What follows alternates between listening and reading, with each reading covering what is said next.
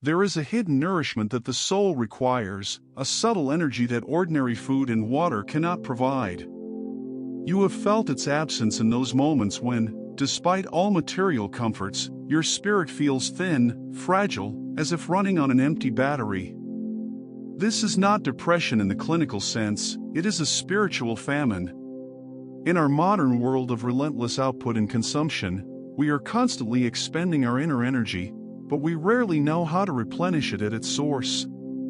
The ancient Sufis identified this essential spiritual substance as baraka, the divine blessing and grace that permeates creation, a living, flowing energy that quickens the heart, illumines the mind, and transforms ordinary moments into vessels of divine presence. Baraka is not an abstract concept, it is the actual spiritual current that flows from the divine source through the channels of creation, and the great Sufi masters discovered the precise science of how to receive it, store it, and let it flow through one's life. This is the science of spiritual transmission, and it begins with understanding that you are not a closed system, but a receptor designed to run on this sacred fuel. Most people live their entire lives unaware of this divine economy of grace. They seek energy from temporary sources, from caffeine, from entertainment, from the approval of others, never realizing these are but faint echoes of the true power that could be coursing through them. The Quran hints at this when it says, "And if the people of the towns had believed and feared Allah, we would have opened upon them blessings from the heaven and the earth." Baraka is this opening. It is the difference between a life that is merely functional and a life that is radiant with meaning and purpose. It is what makes some people's presence feel like a blessing, what makes some homes feel like sanctuaries, and what makes some words, even if simple, carry the power to transform a heart. You have experienced this, perhaps without knowing the name. That sudden, unexpected moment of peace in a stressful day, that inexplicable solution that arrived when you had given up, that feeling of being lifted and carried by a force greater than yourself, these were moments when you inadvertently aligned yourself with the flow of baraka. The fundamental principle of receiving baraka is understanding that it operates through a law of spiritual affinity. Like water, it flows to the lowest point, to the heart that is most empty of ego and most receptive in its need. Like light, it reflects most purely off the heart that has been polished clean of the rust of worldly attachments. The great barrier to receiving baraka is not that God is withholding it, but that we have built dams of distraction and filters of arrogance that block its flow. The Sufi science, therefore, is not about earning, but about preparing. It is about making yourself into a clean, empty vessel, positioned correctly to receive the continuous rainfall of divine grace. The first step in this preparation is the cultivation of a specific quality of presence, a state of attentive, humble, and loving openness that the Sufis call Tawajjuh, the turning of your entire being toward the source of all baraka. This is not a physical turning, but an inner orientation, a tuning of your heart's antenna to the frequency of divine abundance. It is the decision to stop trying to create light with your own limited battery and to instead plug into the infinite power grid of divine grace. The theoretical understanding that baraka flows to the receptive heart is merely the map. The journey itself begins with the practical cultivation of that receptivity. The state of Tawajjuh with spiritual attention is not a vague wish, but a tangible state of being that can be systematically developed. It starts with the foundational practice the Sufis call the empty cup posture. Find a quiet space and sit with your spine erect, yet relaxed. Now, imagine your entire being, and particularly your heart center, as an empty cup made of crystalline light. Your mind, with its plans and worries, is the lid on this cup. The first act is to consciously remove the lid. With a slow exhale, release the tension in your forehead and the base of your skull, symbolically opening yourself. This physical gesture signals a profound inner surrender. You are moving from a state of doing and controlling to a state of being and receiving. In this posture, you are not seeking anything specific, not visions, not solutions, not ecstasy. You are simply making space. You are declaring to the universe and to the divine that you are ready and available to receive whatever blessing is destined for you in this moment. This emptiness is not a void, but a pregnant silence, the necessary condition for grace to fill. With the vessel physically and mentally prepared, the next step is to activate the current of reception through the breath of the Baraka-Seeker. This is a specialized breathing pattern designed to create a vacuum effect in the heart, drawing in the spiritual substance of Baraka. The technique is precise. Inhale slowly through your nose for a count of 4, visualizing a gentle, golden light entering through the crown of your head. Hold the breath for a count of 1, feeling this light pool in the empty cup of your heart. Then, exhale even more slowly through your mouth for a count of 6, but with a crucial intention as you exhale: do not push energy out. Instead, visualize your breath creating a sacred vacuum within your chest, an emptiness that, by the law of spiritual physics, must be filled.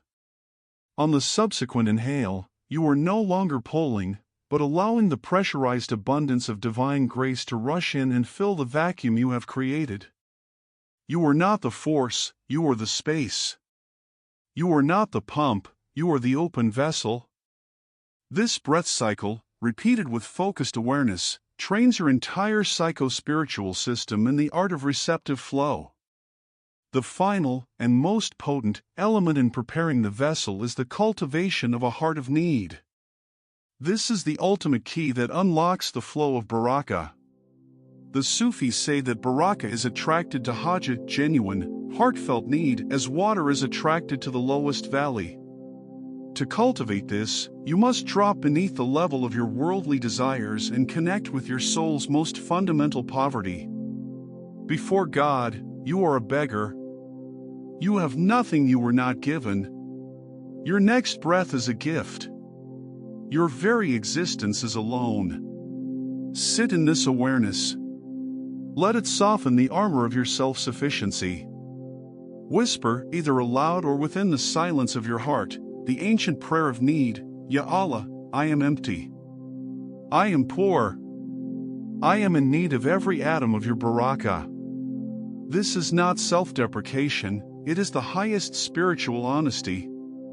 It is the act of turning your existential poverty into a vessel for divine wealth. When your inner state matches this prayer, your vessel is not only empty and open, but it is also magnetically aligned with the source of all abundance. You have successfully created the conditions for the science of transmission to operate. You are now a worthy receptor for the Baraka that has been seeking you through emptiness, breath, and heartfelt need. The next essential understanding in the science of receiving Baraka is recognizing the channels through which this divine grace flows. Baraka is not an abstract cloud that rains down indiscriminately. It follows spiritual circuits, flowing along pathways of light and connection established by divine wisdom and sustained by love. The first and most powerful of these channels is the living connection to a spiritual guide, a murshid or sheikh. In an age that prizes individual research and direct downloads, this concept may seem archaic, but in the science of Baraka, it is fundamental. The authentic guide is not merely a teacher who imparts information, they are a living conduit, a transformer station that steps down the immense voltage of divine grace into a frequency your own heart can receive without short-circuiting. Their spiritual state, their hal, is a reservoir of Baraka accumulated through a lifetime of spiritual struggle and divine proximity. Through the practice of Tawajjuh, directing your receptive heart toward them with love and respect, you are not worshipping a person, you are plugging into a grounded and authorized circuit of transmission that connects you to the entire prophetic lineage, the silsila, back to the source itself. The second channel exists through sacred spaces and spiritual communities. There are locations on earth where the veil between the worlds is thin, where centuries of sincere prayer and remembrance have created a palpable concentration of Baraka. Mosques, the tombs of saints, and the gathering places of true seekers are like spiritual power stations. When you enter such a space with the correct intention, not as a tourist, but as a humble seeker, you are immersing your vessel in a charged field of grace. Similarly, sitting in a circle of remembrance, a Dhikr majlis, is not merely a group activity. It is an act of creating a collective circuit. When hearts unite in the remembrance of God, their individual capacities to receive and transmit Baraka multiply, creating a synergistic field that elevates every participant. The Baraka received in such a gathering is often exponentially greater than what one can attain in solitude, for you are drinking from a well filled by many hearts, not just your own. The third channel is perhaps the most overlooked, the Baraka inherent in spiritual states and practices themselves. The Quran is not a book of stories and laws, it is, in its essence, a crystallized stream of Baraka. Every letter carries a weight of divine presence. When you recite it with presence and reverence, you are not just reading words, you are aligning your being with a pre-existing, high-voltage channel of grace. The prescribed prayers, the salat, are not calisthenics, they are precisely engineered mechanisms for Baraka reception. Each movement, each recitation, opens a specific valve in your subtle anatomy, allowing a different quality of divine light to enter and nourish your soul. The Baraka is not in the outcome of your dua being answered in the way you expect, it is in the very act of humble supplication itself, which reaffirms your state of need and thus opens you as a vessel.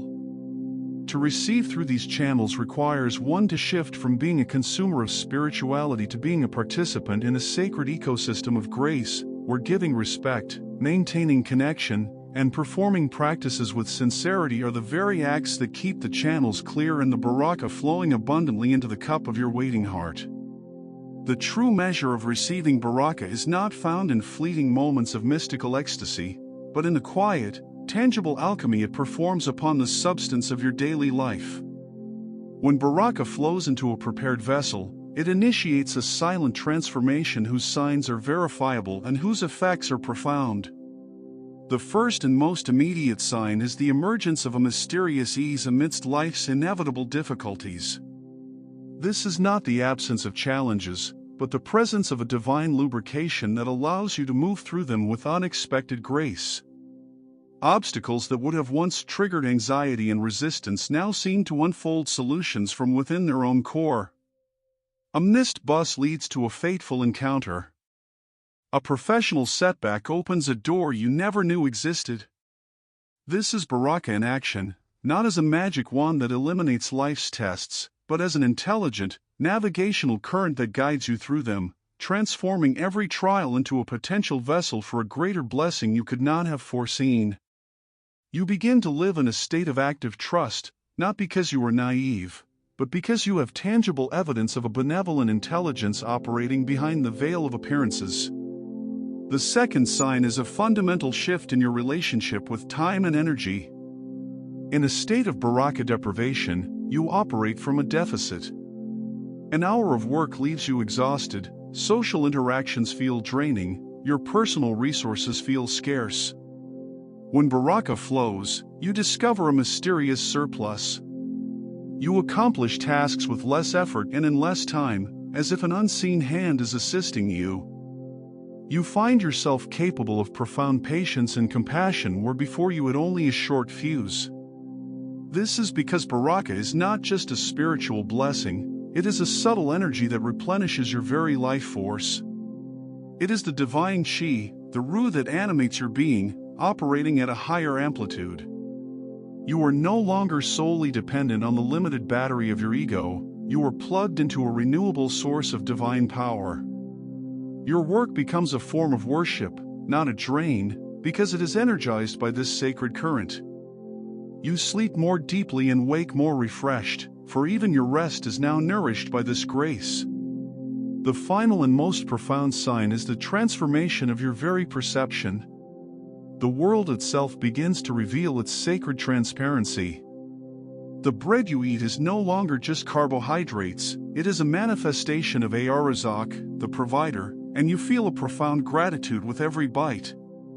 The person you speak to is no longer just a social identity, they are a unique locus of divine manifestation, and you find a holy curiosity arising within you about their journey. This is the ultimate fruit of Baraka, the lifting of the veil of separation. You no longer see a world separate from God, upon which blessings are occasionally bestowed. You begin to see a world that is saturated with God, where every moment, every object, and every being is a potential carrier of Baraka, waiting only for your receptive awareness to unlock its sacred secret. Your life becomes a continuous, walking prayer of reception and gratitude. The channel is no longer something you open for specific practices, it becomes your default state of being. You have learned the supreme secret, that Baraka is not an occasional visitor, but the very water in which you are now learning to swim, and the entire ocean of existence is comprised of nothing else. Science is not merely in becoming a perfect vessel, but in undergoing a profound metamorphosis from a receptacle that receives, to a fountain that overflows. You began this journey feeling a spiritual famine, seeking to fill an emptiness within. You learned the postures of receptivity, the breath that draws grace, and the humility that magnetizes blessing. You discovered the channels through which Baraka flows and witnessed its alchemy in your life, bringing ease, energy, and sacred sight. Now, the final secret is revealed. The highest state of receiving is to become a source. The heart that is continuously filled with Baraka cannot help but radiate it. Its very nature is to overflow. The Quranic verse, "A spring where the servants of God drink, making it flow in abundance," becomes the description of your own being. You are no longer just a cup, you have become a wellspring. This transformation occurs when the reception of Baraka has polished your heart to such a degree that it becomes a clear, unobstructed channel. There is no longer a you that claims ownership of the blessing. The ego, the separate self that once cried mine, has been dissolved in the continuous flow. You are a hollow reed, and the divine breath is the music. You are a window, and the divine light is what passes through. In this state, every glance becomes a blessing, every word carries a subtle nourishment, and your silent presence becomes a sanctuary for others. You give without depletion, love without exhaustion, and serve without burnout, because you are not the source of the energy, only its conduit. The Baraka flows through you, and in that flow, you find your true purpose and your ultimate freedom. Let this be your enduring practice. Let your every waking moment be a subtle Tawajjuh, a gentle turning of your heart face toward the ever-giving. Let your breath be a constant, quiet remembrance of your state of need and reception. See every person you meet, every task you perform, as an opportunity to be a channel for this grace. The world does not need more spiritual consumers, it needs living fountains. It needs hearts that have learned to drink so deeply from the divine source that they quench the thirst of others simply by being. You came seeking a drop of blessing, and you have been offered the entire ocean. Now, go. Be not a reservoir that hoards, but a river that gives. Let your life be a continuous, generous flow of the Baraka you have learned to receive, and in this giving, you will discover the final, beautiful paradox: the fountain is fullest when it is endlessly pouring itself out. This was the journey from spiritual famine to becoming a fountain of divine Baraka. But the path is lived in community. In the comments, share one way you can consciously be a channel of Baraka for someone else this week: a kind word, a prayer, or simply holding them in your heart with love. Let's create a network of flowing grace. And if you are ready to explore the ultimate state of channeling, where the individual will dissolve entirely into the divine, your final transformation awaits in the video that appears now. The ego's final stand, when divine love burns through every defense.